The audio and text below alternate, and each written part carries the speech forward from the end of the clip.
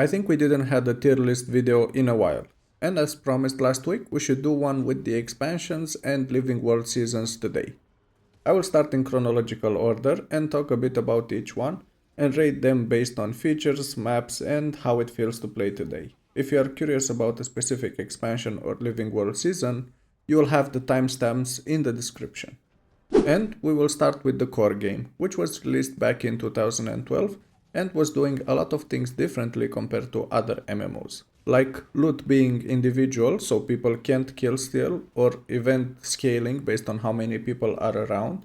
Also related to events, if you would fail a chain of events, the whole map would be updated to reflect this. The game also had dungeons for group content, but it did not have a group finder, so you would gather in front of the dungeon to find the people, and the good thing was that you did not need a healer or a tank. Everyone was responsible for themselves. Kinda. But the main group content were the fractals, which also had the agony mechanic and instabilities to make it more challenging going up to fractal level 100. This system was adjusted throughout the years, but it's still one of the main group content activities.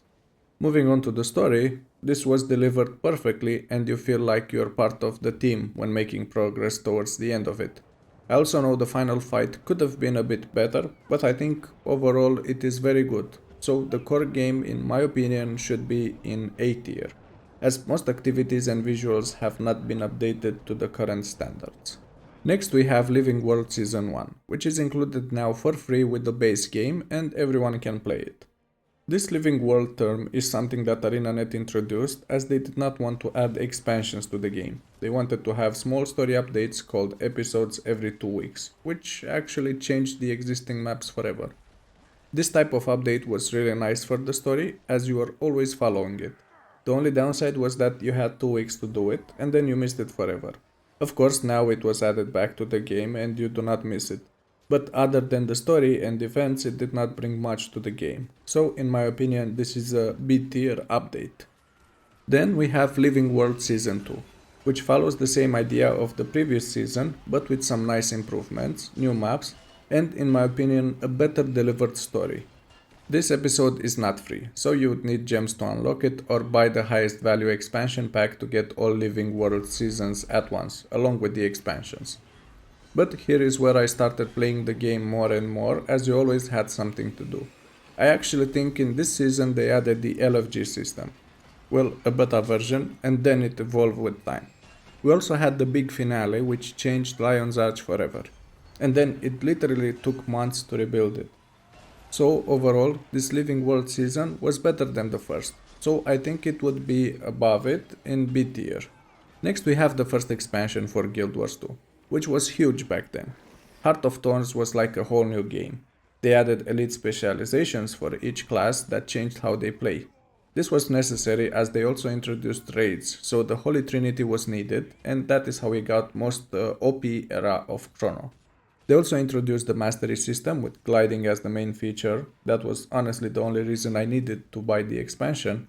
But in addition to this, all of the new maps, the music, the atmosphere, everything felt great. It also felt like a big new challenge as even the simple mobs could kill you, even inside story instances if you're not familiar with the class or did not have good enough gear, then it could be really hard to complete some parts.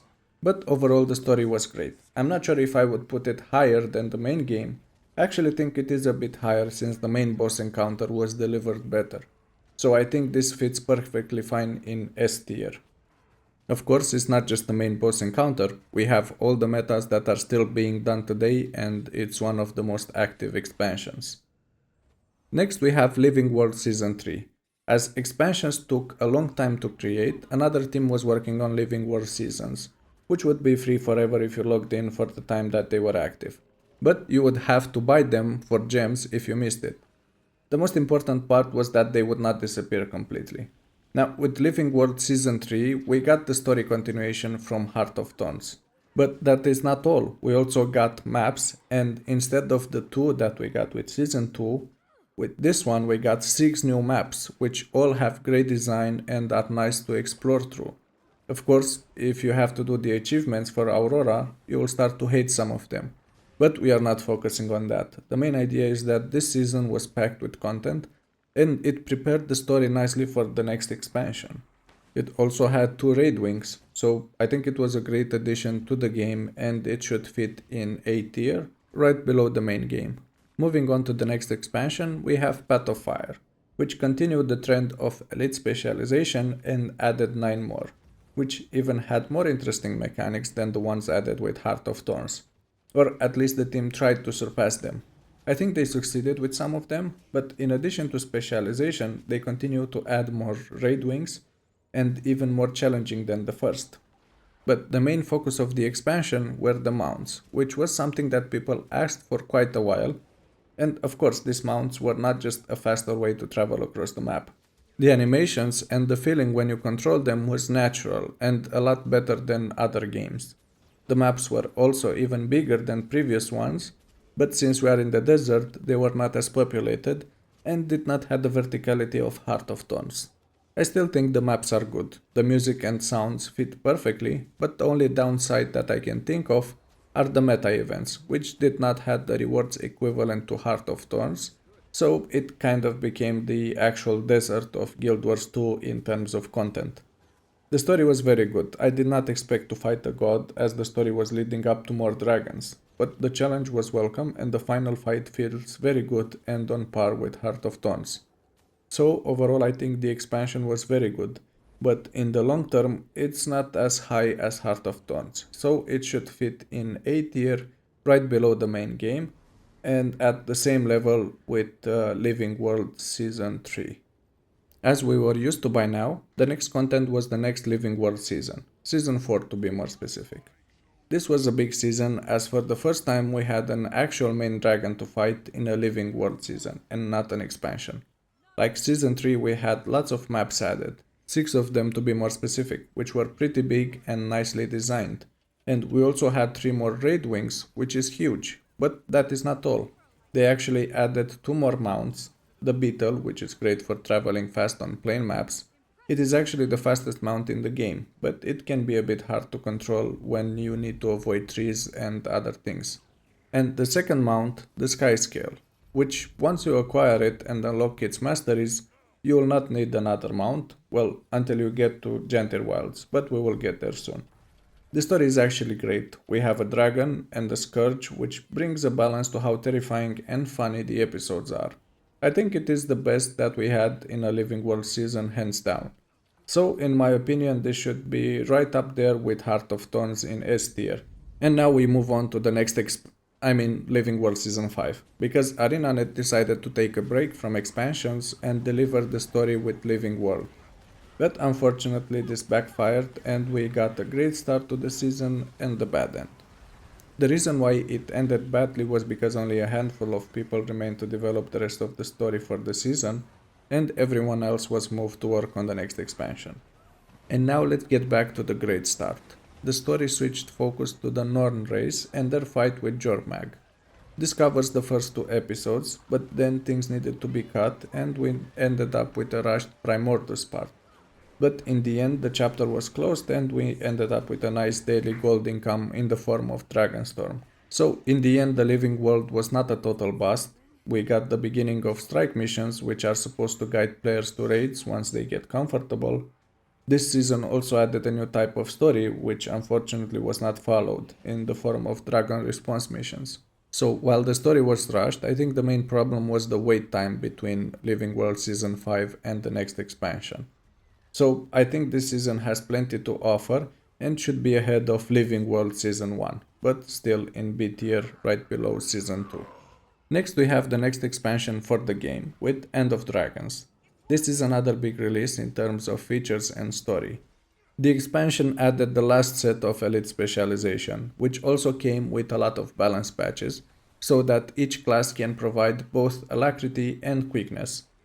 We also got another set of strike missions as this looked to be the future group content since fractals and raids were not added since Season 4.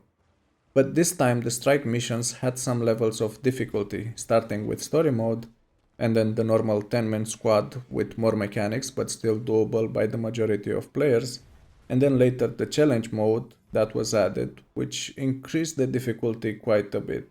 The story was also very nicely delivered, and closed the Dragon chapter. It also came with 4 new zones, great music, new characters, and each zone had a meta event, which would also expand on the story, but also have nice rewards. I think ArenaNet did not want a repeat of Path of Fire and buffed things a bit. It also added a new hub area with Arbor Stone that can be upgraded through the masteries. But this expansion was a bit different to others as we also had the Living World story, but this time it was not separate. So when you bought the expansion, you would automatically gain access to it. So we got one more zone with End of Dragons, which was split in two and has two meta events that prepares us a bit about what will come in the new expansion. It also came with a new fractal, which was quite unexpected as everyone thought they gave up on fractals. So overall the expansion is pretty good and has lots of content. The second part is not that populated anymore, but it's still good for the story. So I would put End of Dragons in S tier right below Heart of Thorns. Moving on to the next expansion, we have Secrets of the Obscure, which was the first expansion based on the new model from ArenaNet, which simply means that the main release will be a bit smaller and then the rest of it will be delivered in quarterly updates to minimize the time without anything new to the game. And in some way they managed to do that, but it didn't feel good at all waiting the quarterly updates for a small part of the story. But it was not all about the story. We also had a big update to the daily achievement system called the Wizard's Vault, which was a great change in my opinion, and after some time, once the small bugs and lack of new items on the list, I think it became awesome. The rewards are very good, well, not all of them, but most of them are very good, like the legendary starter pack, the gold, mystic clovers. Of course, there are some traps too, like the account gold increase, but it doesn't take too much away from it. We also got 2 more strikes with the base release, and then we received the challenge modes later, so 4 encounters. But that is not all we received. We also got a new fractal with challenge mode that I haven't actually done. The story is also pretty good, and the first 2 zones feel awesome. It gives you a lot of freedom to play with your Griffin and Skyscale. The atmosphere feels new from the jungles that we were used to, so the zones are really top tier. We also got the Dark Zone 2 with the quarterly releases that was split in 3 parts and also fits with the story, but it was not my favorite. I mentioned the Griffin and Skyscale earlier. Actually, the Skyscale can be gotten with this expansion too now, so it adds a lot of value, at least in my opinion. Another thing that adds a lot of value is the legendary armor that was added with the quarterly releases. And we didn't think this would happen at all as we had the World vs World PvP and raid armor. But this is really nice as there are some people who do not have time for raids and other activities, and this can be done in time with a lower effort but a bit more cost. We also had a big update to Elite Specializations, and instead of adding a new set to them, ArenaNet decided to let us use any weapon from any Elite spec on the respective class. And this created some funny builds like the Condi Scourge, but things are in balance now. I think I spoke a lot about this expansion and it's time to move on to the next one, but not before we put this in S tier right above Heart of Thorns, but not by much. And time for the final expansion, Janthir Wilds. This rating is done for the first part of it as the rest did not release yet, so what I can say so far about it is that I like the way the story is continuing, but I do not like that some parts cannot be skipped, in case you want to play it again on another character. But that's just a minor rant. The new zones are amazing. The music is so good that you can just stay there for it. I think it has a similar theme to the Witcher 3 game, but I'm not sure. Does it sound similar to you too? Anyway, focusing on the features that we got with this expansion, I think the next in line are the homesteads, which is the next iteration of home instance where you can rest all your characters and let your creativity go wild. In terms of class updates, we got a new weapon for all classes, the spear, which was an aquatic weapon and then it became a land weapon. And it's just not some new skills added to an existing weapon. There are new mechanics that have been added for each class too, so it's like a new elite spec without the spec, you just get the weapon. In terms of group content, we did not get anything yet, but we will get a new raid wing and the fractal in one of the quarterly releases, which is interesting as we thought raids were abandoned. We also got an update to the Worklaw, which is a great land mount. I actually mapped it to a shortcut as it's not useful only in the new maps, it's good everywhere where you don't need to fly. And I think so far that is pretty much it. I think the expansion started out great and we just need to see how it ends up after all the content has been delivered. But until then I will put it in S tier, right above Living World Season 4.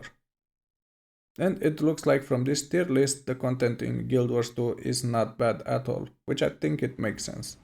I think each expansion and Living World season added something to the game that made it special. Of course, there are some things that could have been implemented better, like the meta events in Path of Fire, but nothing is perfect.